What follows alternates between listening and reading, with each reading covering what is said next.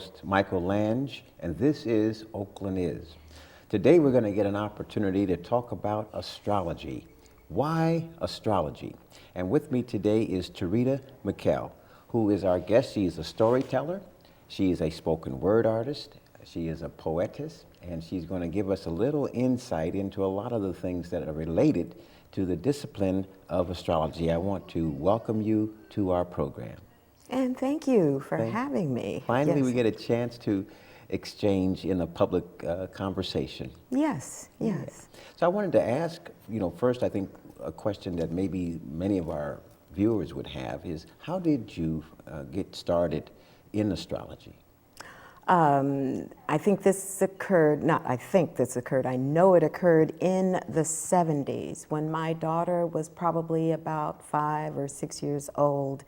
That was, I guess, 76, 77, Okay. somewhere in there, or maybe even before that, actually. Mm-hmm. But it was in the mid to early 70s. That's a little fascination that grabbed your interest? It was trying to figure out what was happening with me. I had been to many churches. I was listening to sermons. I was receiving information, but I could get no answers to the questions for what I was seeking. So it seems like the human response wasn't good or solid enough to answer the kinds of questions that you were asking. Yes, and I think that too had to deal with the fact that I was a nurse, a scientist at heart, dealing with biological science, somehow science, music, all those things tied in. And so I needed a concrete form of understanding. Yeah, so I was going to ask you that as a nurse, I mean, that's a whole field, the medical field, and that you probably have seen things that are extraordinary. Oh, yes. Bordering on miracles? Yes, to some degree, once I learned about healing. Okay. I know I would work on patients in the hospital that I had. I would do energy clearings and that kind of thing, and where the patient's ability to heal was slow, I sped it up, and so they were able to heal quicker. Wow. So I did do that in the hospital. So you always seen your life on a journey? Oh yes, it was always on a journey, but there was this time in the 70s where I was really at a tug of war, feeling this excitement and wondering where I was supposed to go. And so it was one of the first astrologers did my chart and told me that you're on this precipice, you're about to move into this understanding. So you just have to have patience, but everything is here. And you're going to be, into education, you're going to be an educator, you're going to, rise among those and blah, blah, blah. I mean, all these things. These things actually happened though, didn't they? And they have, yes. Wow. So this was your intro 101 to astrology. Yes. And so of course we're looking at the universe and the constellations. I'm trying to get some insight into the connectivity between out there and you here. Yes. So between out there and me here, I would like to do a poem that relates. Well, that's the best next thing, isn't it? Right, right.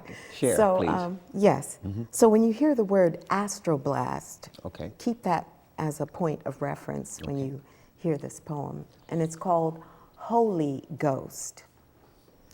Holy Ghost, where heaven's bank on earth shorelines mothers, where tides rise and break by sun, moon, and stars, and children come forth as birthed ships, prophets of immortalities. I said children come forth as birthed ships, prophets of immortality. Cells, trillions, singing throughout millenniums, holding tones, laws, genes, beings, waiting to astroblast into star life, star-like generations. Generations germinating genies and genies of life, light, blood, living waters, captured and held by wells of human cells and held prisoner of infinite talents, faiths, wisdoms, and prophets. Ooh, Holy Ghost mystery spooks us like a ghost, but our organs cling to that origin, plays keys, fulfills wishes, breathed on banks, and prophets, the prophets of the Holy Ghost, and prophets, the prophets of the Holy Ghost, and prophets, the prophets of the Holy Ghost. Wow. So that's powerful. I mean, and can you imagine? Because I think what I'm sensing is that there are a lot of people, particularly our African American young people, who don't think that that they count, that their life. Exactly. But they are that ship, aren't they? Oh, they are. They are that ship. And among the Africans and many other cultures, Yes. there was always the relationship of heaven and earth. Children were seen as prophets. There was not this understanding that there was a cost to live index. You know, it was the child is a prophet to you. The child is not a burden, but a prophet. Wow. Yeah. And so we have to wrap our heads around another way of understanding. Different angle. A different angle through this disconnect Yeah. that we're experiencing. So astrology reconnects us It then. reconnects. Okay. Most definitely. So what are, I mean, I'm hearing that astrology can foretell or can push an agenda that you can see that certain things are happening that may or may not happen, but could happen. I mean, I'm trying to get an idea of where astrology is, how I, as a human being right now in the 21st century, can benefit from knowing this knowledge that astrology is telling me is in my future. Well, I personally don't do charts to really get someone into their future because present time is necessary. And if you deal with your present, your future will unfold. So what I view an astrology, astrological chart as being is an empowerment tool, a tool that allows you to see your gift, your talents, your weakness, and your strength. And once you understand that, you begin your walk in life and you begin to sense and feel where you should be. I mean, if you already know by a good astrologer, and I feel I'm one because I've witnessed many powerful things take place with clients I've had over the years, and when they're able to look at their chart and say, you know, you said so-and-so that I had this and that I was capable of, and this would happen, and it did. And so when it's on earth as it is in heaven, as it says in Matthew 6:9 of the Bible, you know, give us this day our daily bread. It's on earth as it is in heaven, you know, it is what it is. So there is a connection between spirituality, religion, and astrology? Oh, definitely. Oh, definitely, yes. Wow. So people are living their lives. How does this impact, say, a career choice? I mean, is there something that astrology tells us that we're good at doing? Oh, definitely. When I've done baby charts, you know, young mothers or parents, I said, oh, this child is very capable of these things because these are the characteristics of the signs. And depending on house placement and, you know, the aspects involved, this child will be able to do this. And I've been able to witness a few of these children actually, you know, enter college and not be surprised by their chosen. That must, yes, you must stand back in awe. Oh, yes. Because, see, this is what makes life such a wonder-filled journey. And so holy, literally, the law is holy. The law is on earth as it is in heaven. What about the people that say, isn't astrology a pseudoscience? I know. So how do they determine that little grunions, little fish, will come up and plant their eggs in the sand within 20 minutes, once a year? Once a year, right? Once a year. A little fish in the water, feeling the heavens, knowing when to come up and plant their eggs in the sand. How do they know that? Because astronomy and astrology are tied together. And there's a time for everything. And a season. And right. a season. Yeah. And that's in Psalms. Yeah. Yeah. I was just thinking about the cicada bug. Every 17 years, it just knows. Right. The plants, I mean, they grow up in terms of what's the design Of the in season. the season and in the seed. Yes. And so we are similar to the tiny acorn from Yes. which the mighty oak tree Yes. grows. Oh, and everything else. Everything is connected. But many times what happens is we, as humans, we get bent out of shape. We take drugs, we have addictions, Right. we have conflict, confrontation. So, I mean, we're not living to become the mighty oak tree because of all of these intercessions, these things that stop us from living out the full tenure of our life or living out the meaning of our lives. I mean, Yes. how does, can astrology give us some insight into who we are to be? I guess I want to say become, but maybe that's not the best word, who we are being. Yes, it can do that, but as you said too, there are strengths and weaknesses that can be seen in the chart. Along the path. Along the path. Wow. Oh yeah. I mean, because it is what it is. And And what it is what will it be? Yeah. But this is life. So we're here on this journey to learn, to grow, to make manifest our potential. Let me just throw a question out to the audience, which I think I'm hearing them say to me is, should I have my astrological chart done then? I would consider that a personal choice, but very advantageous to your life, to the magic of your life, to the miracle in your life, to the wholeness in your life. I would do that. Well, I can imagine there are a lot of people with big holes in their life. Yeah, and that being another homonym. Yeah. Yes. A play on words. Yes. But because I'm thinking that people, they don't attach meaning to their existence because they've been told 10 different ways to Sunday, have been marginalized so often. Yes. And I'm thinking of people of color, but clearly any person who can't see their self in the bigger picture, this chart could help them feel better and good about who they are now.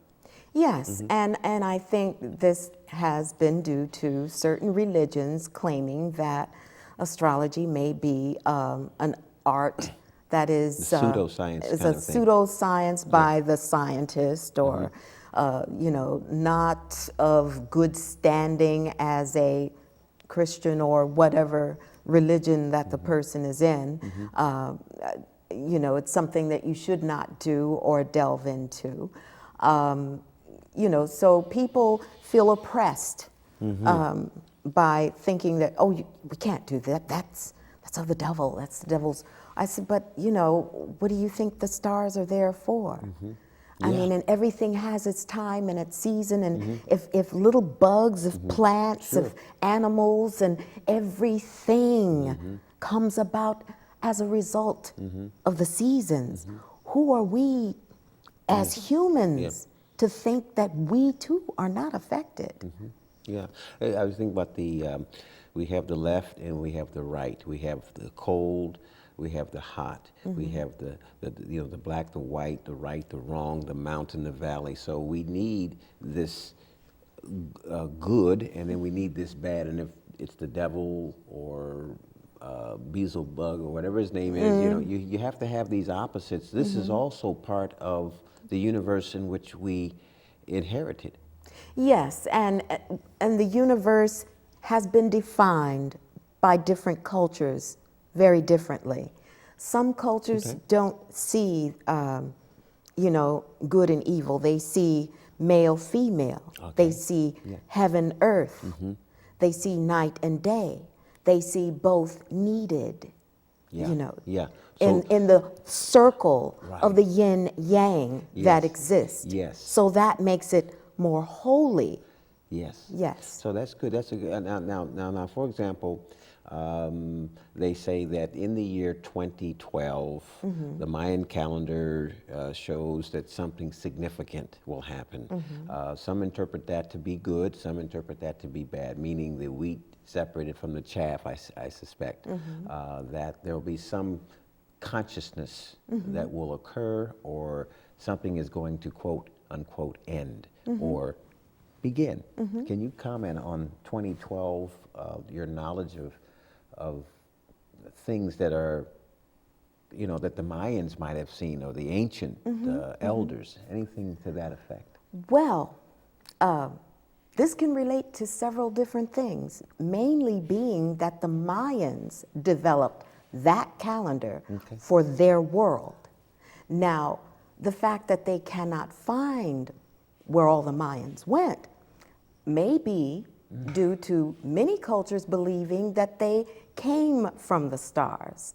I mean, we have NASA and many, you know, people trying to get you're trying to figure out you know, the Big Bang and can we get back and you know, and all of those things. But we have to understand too that the Mayan calendar was created by the Mayans for the Mayans. There are other cultures that know they came from the stars, like, you know, the Dogons of Mali know that they came from the star Sirius and have known it for 5,000 years, know of the star Sirius A and B, and they said, how is it that you know these things? Yeah, and that's a good question. And they said, how did they know? Yeah. And they said, our eyes have not been corrupted. That was the answer. And so they were receiving. They were receiving the information. Yeah. Yes, they were receiving and had been receiving the information and doing the dance that occurs around star Sirius And science, every 50 to 60 years. Yeah, I was going to say they that. would do a dance. They would have a celebration. At the same time, this movement is taking place in another galaxy. Yeah, that's what I was going to say. Is science would have a difficult time explaining those dynamics. Yeah. Well, they have, but books are out, and these are things that you can find in reference libraries, and certain books, you know. I want to ask about, I guess I want to juxtapose two concepts, spiritual disease and mental health.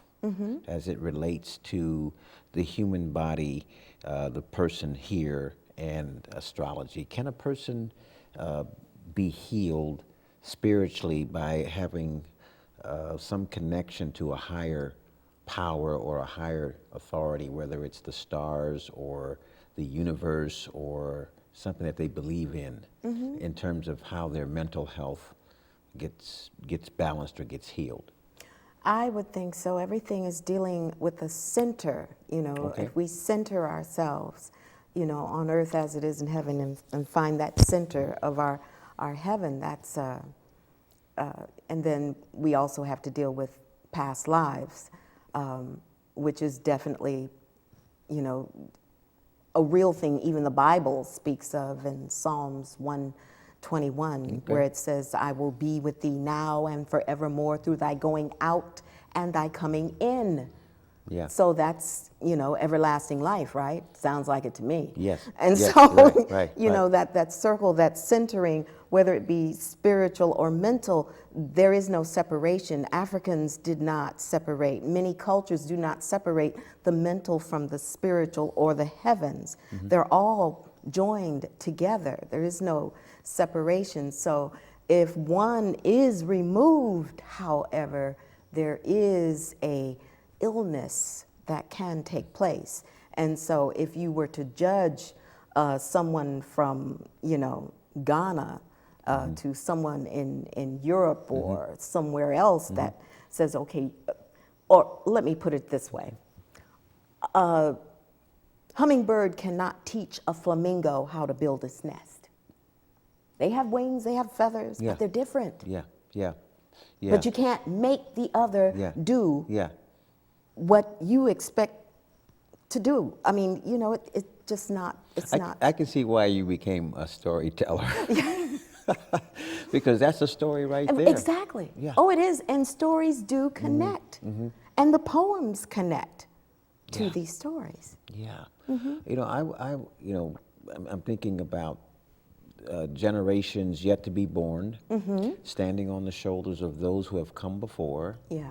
And it seems that we're like handing a baton, which would make a person humble if they can just grasp this concept that there are those that have come before and that there are generations yet to be born. Can you give me a little insight into humanity in terms of where it's heading with this kind of a design, where we know that we are standing on the inventions and the creativity of those that have preceded us? Well, we're going through growths of mending. Okay. Because our circle has been broken. We have not been listening to Mother Earth. Some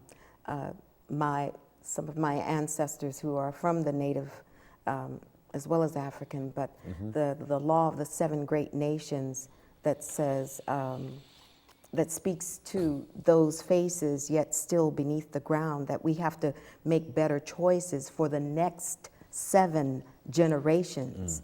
And I don't feel that we've been making those decisions that really matter to the next 7 generations for those faces yet still beneath the ground. I don't even think we think about the next 7 generations. Some cultures do. Okay.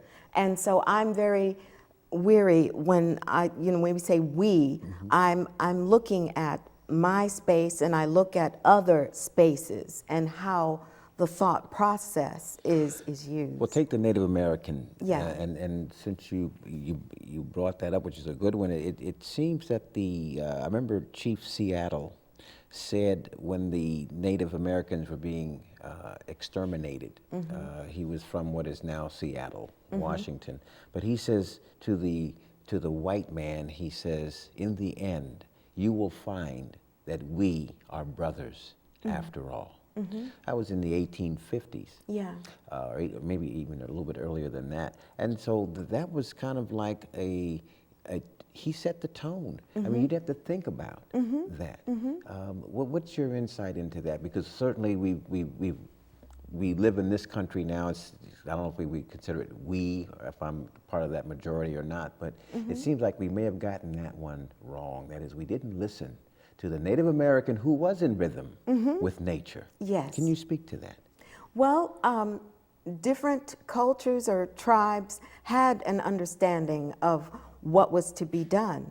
And yes, Chief Stelf was very much into saying that, yes, we're connected. And in that connection, even the Hopi would say, this earth cannot manifest or stay together as a whole unless you join all 4 of the corners. Wow. All 4 corners. They had a medicine wheel, and they tried to guess where this medicine wheel was from. And some from the shamans from Dakota said, oh, it's from Saskatchewan. Someone said, oh, it's from, and they named all these places in America, and the Hopi said, no, the Kikuyu tribe, East Africa. Wow. Isn't that something? Yes. And you wonder And how it had that this, arrived yes. there. And it was the same beating. It was the same, and all the these heartbeat, things. isn't it? Yes. Yes. These. It's what we understand to join together, and so we have to understand. Do we're you connected. have I know we have to close. I was just looking when I was in Egypt in Kemet. I saw a zodiacal Yes. chart, and I wonder, do you have a chart with you or anything that you can share with us that we can get a sense to see what this looks like? This is what a chart can look like. Okay. Yeah. Oh, okay. But I don't. Yeah. Okay. There's no name There's or no anything name, yeah. to the chart. Yeah, okay. And, you know, it's very fascinating because I saw this thing in Egypt, and as a result, I'm saying, well, I'm in Africa right now, and I'm looking at a zodiac sign, and I affiliated that with a European invention. So we only have a little bit less than a minute, but can you speak to that, the zodiac? I mean, how did these Egyptians or people from Kemet, how did they know Well, this? that's just East Africa, just like the Dogons knew. You know, people in the Southeast Asian islands knew, many cultures knew and know that there's a relationship of heaven and earth. Many felt that they came from the stars, and that's why when I did that poem, Waiting to Astro-blast. Yes. Astro meaning star, Yeah. blast. We were starlight burst. Yeah. Well, listen, we could do another show just on this subject because there's the whole creation of the universe that needs to also be discussed, but perhaps that's for another show. So I want to thank you for coming on the program and giving us such marvelous insights, and also being able to share a poem, to see the wonderful storytelling and the healing that this science brings to the public debate, and I want to thank you for being on the show. Well, thank you, because you know, Tree of Life Health Literacy Project joined with First Society of the First Mind to really get. Okay, some, so for Science of the First Mind, that's a connection there. Good. Maybe we'll get a card up on that information and be able to have our audience contact us. Thank you very much, and I'll see you next week. So long. Thank you. Thank you.